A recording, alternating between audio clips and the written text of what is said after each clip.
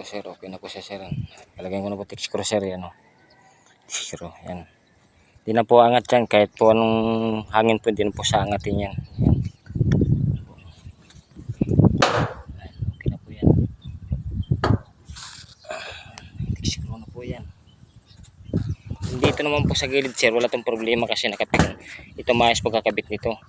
Ito lang talaga yung sadya na ano yan na kasi yung ano yan rivet hindi siguro umabot sa pinagano sa dun sa hard deflection, hindi umabot kaya natuklap po yan. Malakas po kahit mainit po dito kasi malakas pa rin ng hangin sa taas kaya na ano po siya siguro napatid yung ano yung sa text screw dun sa ano kaya hindi po umabot yan. Ito po naman po wala pong problema ako dito yan o yan.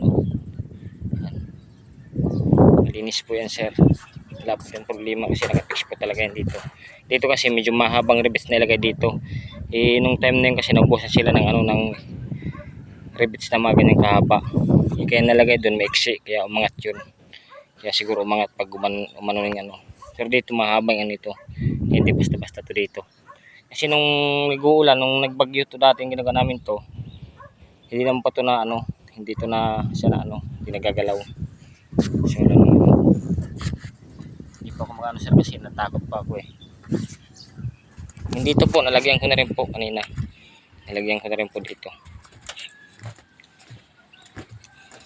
Dito okay po yan sir okay po yan okay po pagkatira dito sa kabila na to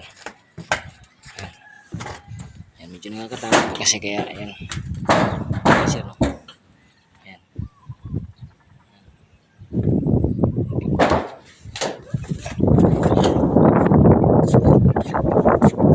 saka wala pa akong load sir baka